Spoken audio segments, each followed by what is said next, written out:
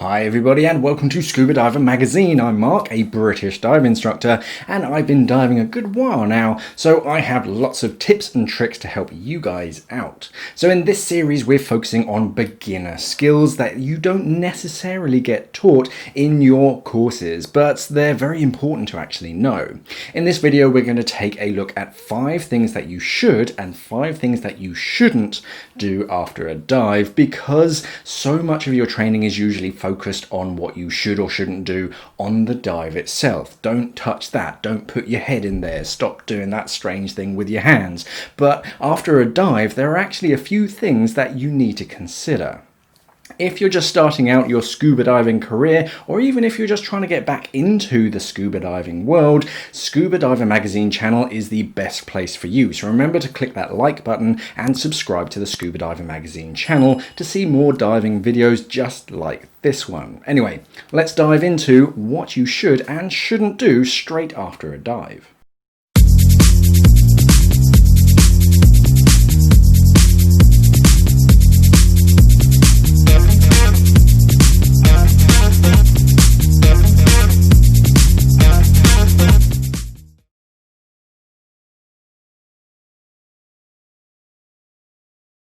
One of the first things that you should be taught in your scuba diving training is not to go flying after scuba diving because of the reduction in pressure. There's even an episode of House that covers this. Because your tissues have been absorbing nitrogen during your dive, you have to ascend slowly so that they don't form bubbles.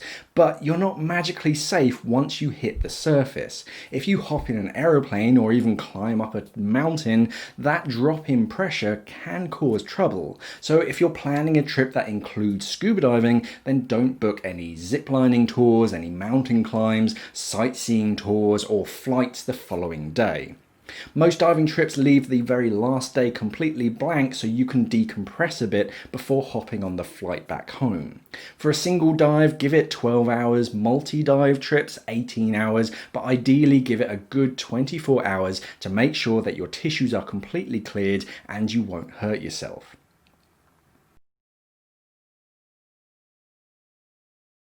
Some divers are so excited to get out of the water and chat with their friends that their dive gear just gets left lying around and doesn't get properly looked after.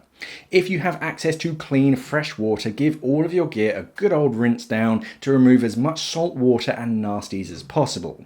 Drain the bladder of your BCD because it can quite often fill up with seawater just kind of sloshing around inside of it. Once you're out of your BCD, depressurize your regulators and swap your tank over for a fresh one and check that it's full. If you do this early enough and find that your fresh tank is actually empty, then you have plenty of time to track down a full tank, or at least get that one topped up. If you pressurize your regulators, just close the tank valve, but don't purge your regulators. This is actually a great way to check for any leaks in your regs, because if you come back to your regulators after an hour or so and your pressure gauge has actually dropped, it means that there might be a small leak in your regulators. Pop your mask in your foot pocket of your fins and any other gear with them in your box so that they're organized and you don't lose anything. Loose dive equipment on the deck of a boat can very easily get broken and just washed overboard if you leave things just lying around.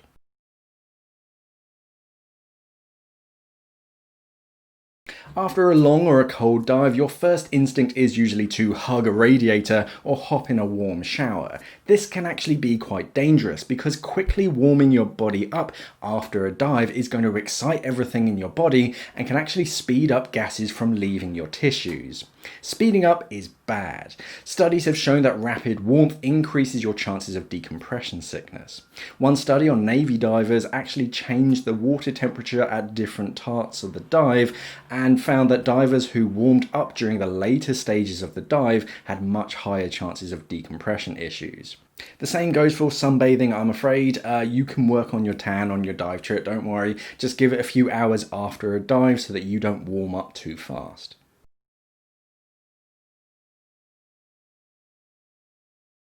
Whilst I was teaching, I went through a phase where I didn't actually log all of my dives, and I seriously regret it now because I have a big chunk of my logbook that's just missing.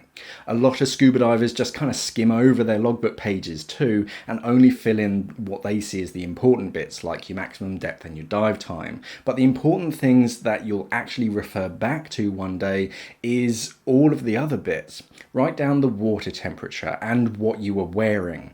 Write down how warm or how cold you were. That way in a few years' time, when you're planning a dive in similar water temperature, you know what to bring and what to wear. Also, write down how much lead you were wearing and how buoyant you were. Again, for the next time that you're diving somewhere similar or you're wearing similar dive gear, you know roughly how much lead you're going to need. That's what your logbook should really be for, something that you can refer back to for practical information.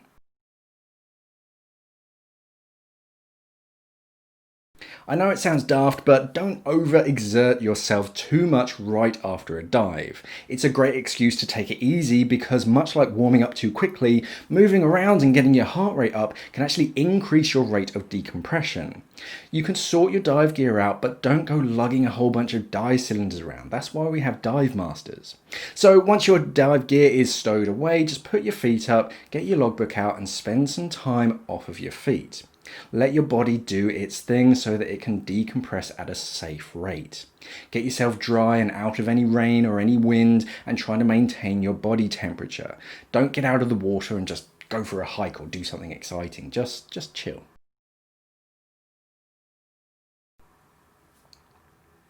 Being submerged in water can actually be quite dehydrating. The air that we breathe in our tanks is filtered a lot. Because it's put into our tanks, they filter out as much of the moisture as possible so your tank doesn't rust on the inside. But this means that the air that we breathe is very, very dry. And with each passing breath, we're breathing out moisture-filled air from our lungs and replacing it with dry air, so you can dehydrate pretty fast. After a dive, try to make yourself drink some good old-fashioned water. It's good for your body and it can help with decompression too. A lot of our diving takes place in warm climates too, where it's important to stay hydrated. So as soon as you leave the water, try and get as much water down your neck as possible.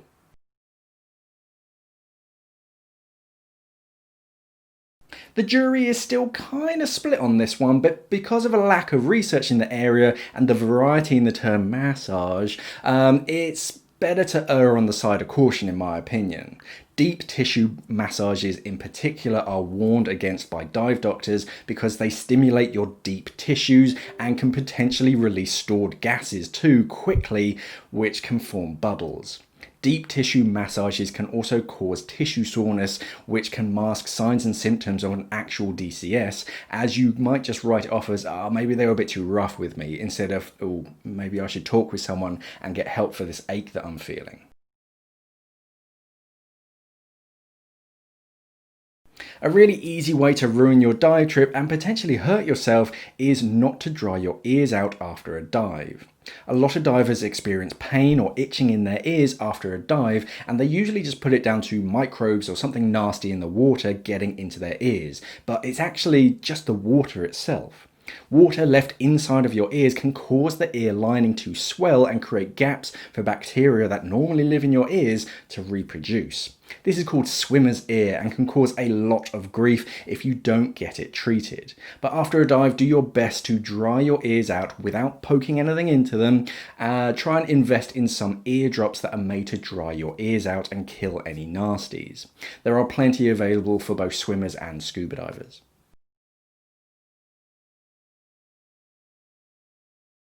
I know I just told you to drink a lot a few points ago, but it's important that you drink lots of water and not alcohol or caffeine or any diuretics.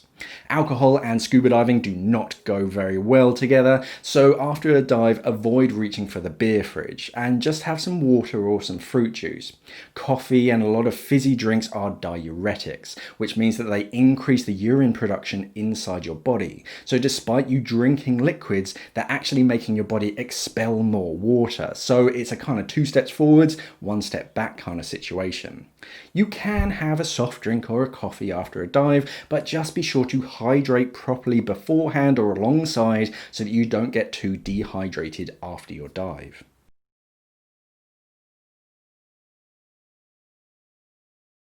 We've already tidied our gear away so we don't lose anything and washed it down if you can, but double check battery levels and important parts on your dive gear so they're 100% before your next dive. Check your dive computer for any low battery warnings. If your dive computer is rechargeable, then plug it in. You don't want to be on your next dive and your dive computer just switches off because you didn't top it up.